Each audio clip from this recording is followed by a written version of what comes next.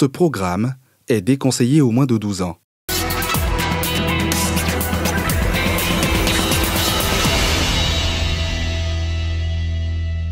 Il était obligé d'être manœuvre dans son propre champ où il a cultivé.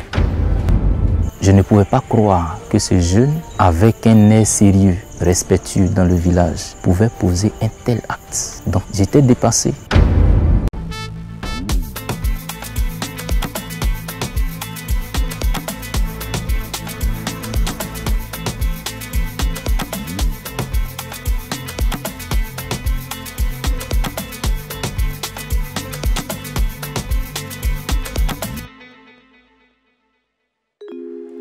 En toile de fond de l'histoire que nous vous proposons ce soir, un conflit foncier. Un métayer et son bailleur qui ne sont plus en odeur de sainteté. Jean-Baptiste, 60 ans, père de 4 enfants, a fait un champ de palmiers sur la parcelle de son tuteur et bailleur Jean. Malheureusement, ce dernier décède avant la récolte et son fils Yannick, qui hérite de la parcelle, ne reconnaît pas l'accord verbal passé entre son père et le vieux Jean-Baptiste. S'ensuit alors une série de disputes qui va virer au drame contre toute attente. Le vieux Jean-Baptiste est porté disparu. Les recherches intensives pour le retrouver s'avèrent vaines. 6 jours plus tard, les doutes se confirment, l'espoir fait place au désespoir, puis à la souffrance. Le corps sans vie du vieux planteur est découvert dans un sac au bord d'une rivière. Les populations sont sous le choc. Focus Fait divers revient sur cette histoire sordide qui continue d'alimenter les conversations sur la côtière ivoirienne.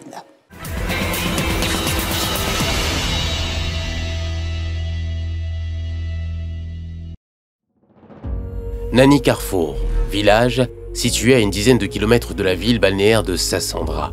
C'est ici que s'est installé depuis 1991 le vieux Diété Jean-Baptiste, appelé JB. Venu à la recherche de terres cultivables, c'est un allogène résidant dans le village avant lui qui le recueille. Le vieux JB sollicite de son tuteur Véjean, dit cimetière, une parcelle de terre dans le but de créer une plantation de cacao, tout cela dans un contrat verbal de métayage, communément appelé « travailler partagé ». Le champ est en production. Il a demandé à l'agence cimetière d'aller partager le champ. Lui, il a refusé. Il dit que tu es venu me trouver ici, ce que tu as fait d'abord là, tu prends ça.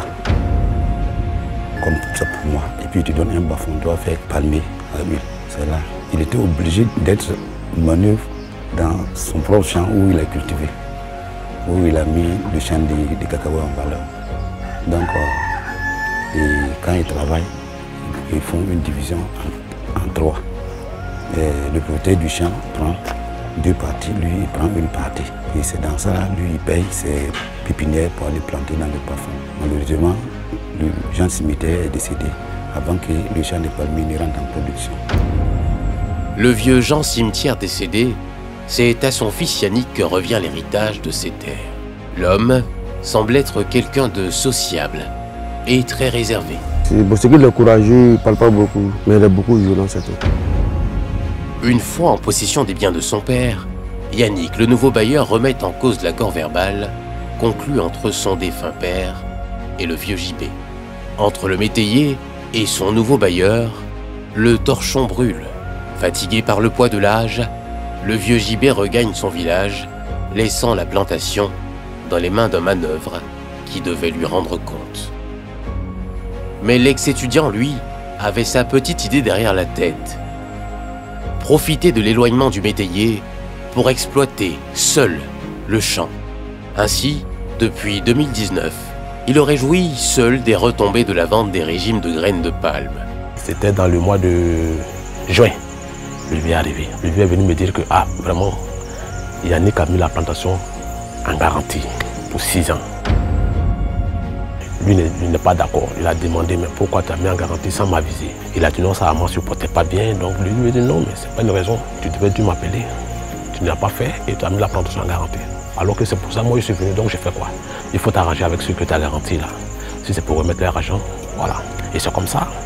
Après, le vieux est venu me dire encore qu'ils se sont retrouvés sur le président des jeunes. Donc, quand ils sont arrivés, j'ai demandé qu'est-ce que lui, Jean-Baptiste, il souhaitait. Il m'a laissé entendre que il est âgé. Vu que Yannick a mis la plantation en gage pour 6 ans, lui, il ne sait pas combien de temps il va encore passer sur la terre. Donc, il souhaiterait avoir sa part pour pouvoir bénéficier de ça jusqu'à ce que la mort l'emporte. C'est ainsi qu'ensemble, on a décidé de trouver un partenaire et qui va aller jusqu'à 12 ans, le temps de partager l'argent à part égale, satisfaire lui JB, et puis Yannick à son tour allait restituer l'argent du monsieur. 1 million de francs CFA. C'est ce qu'a perçu Yannick pour les 6 ans de garantie.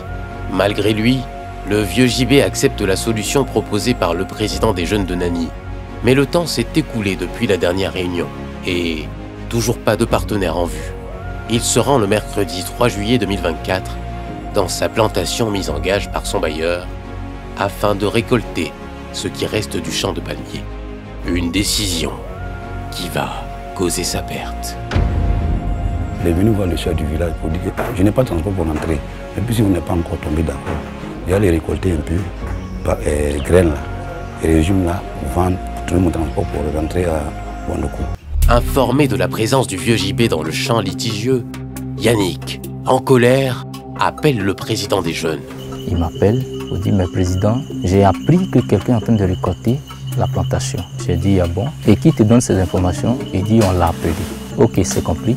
Donc il appelle le monsieur qui a pris la plantation en gage pour se rassurer si c'est lui qui effectivement qui a commencé la récolte. Le monsieur lui dit non, ce n'est pas moi. Je t'avais déjà dit que je veux mon argent, donc c'est mon argent que j'attends. Donc il m'appelle pour me faire le retour. Ce n'est pas le monsieur que je croyais être dans la plantation pour faire la récolte. J'ai dit ok, c'est compris. Ce dernier tente de rassurer Yannick et lui promet de retrouver le vieux pour en savoir davantage. Mais n'aura pas le temps de le faire qu'un drame se profile à l'horizon. Jeudi 4 juillet 2024, le soleil se lève à peine sur le village que le vieux JB est à la recherche d'un mototricycle. Il est venu le jour là même matin, il est venu me saluer. Ah, je dis papa, il y a quoi? Et puis tu es venu chez moi matin. Là. Il me dit non, que lui il est venu voir un jeune qui a tricycle là, il va aller faire sortir graine et puis il va aller transporter pour envoyer à la maison. Il dit ok. Et puis il a pris sa route, il n'est même pas assis, mais il a pris sa route et est parti. Le vieil homme repart dans le champ et s'attelle à rassembler le reste des régimes de graines de palme coupées la veille.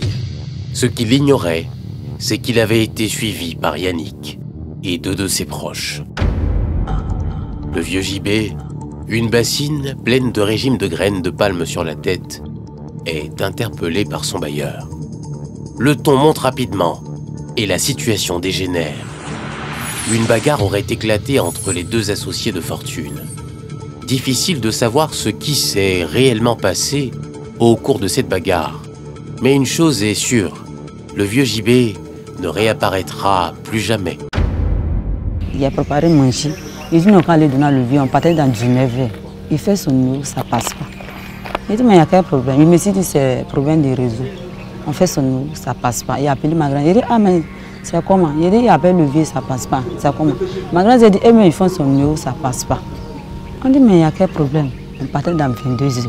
Il voulait partir chez ma grande-sœur là-bas. Je me suis retenu pour aller dire le jeune qu'il était venu lui dire matin, il va aller transporter graines à un moto-taxi là. Il est parti, il a tapé sa porte. Il dit, ah grand frère.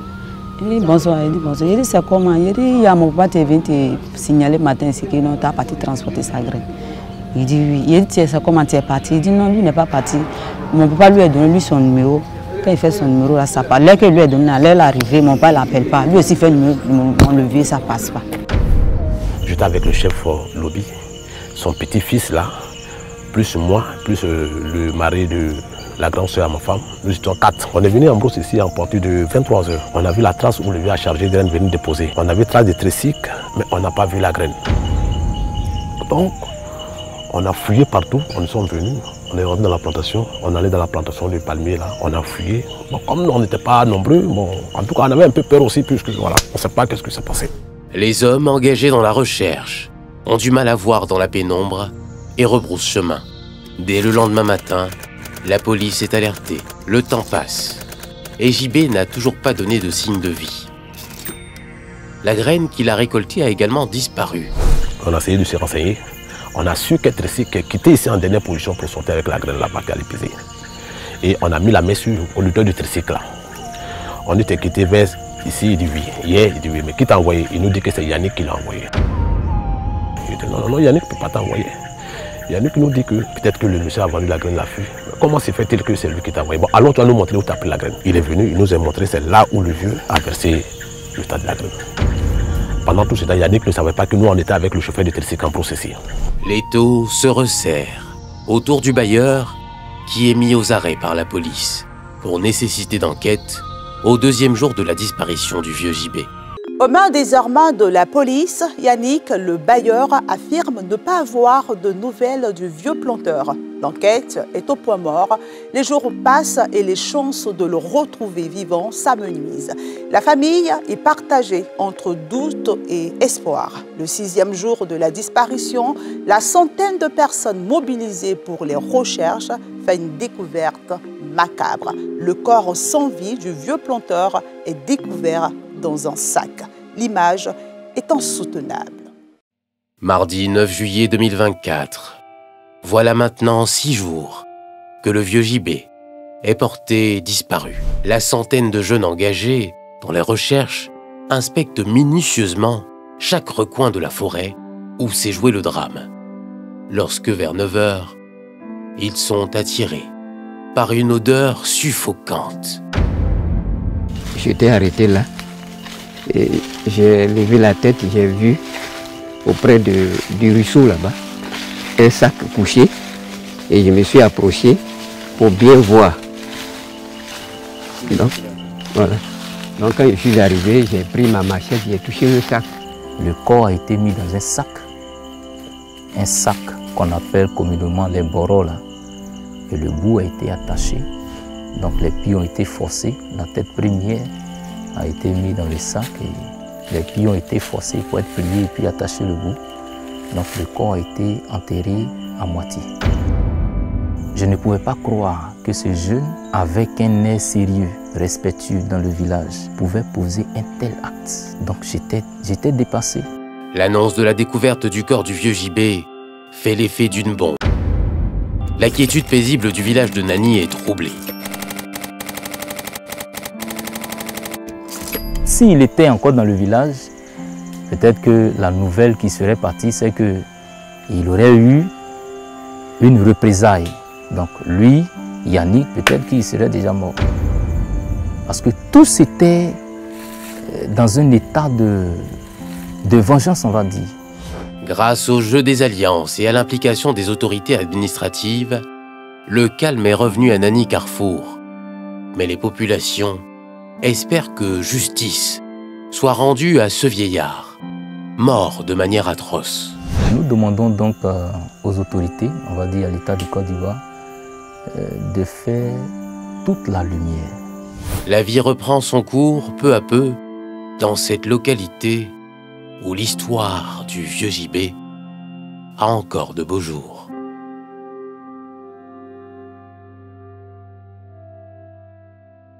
Plusieurs questions restent sans réponse dans cette affaire. Pourquoi s'est-elle soldée par un assassinat alors qu'il existe des voies judiciaires? Que s'est-il réellement passé dans cette plantation objet du litige? Chacun essaie d'y répondre selon sa sensibilité. Inculpé pour meurtre, Yannick continue de clamer son innocence. En attente de son procès, il séjourne à la maison d'arrêt et de correction de Sassandra.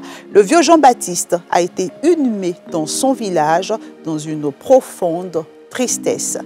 Bonsoir.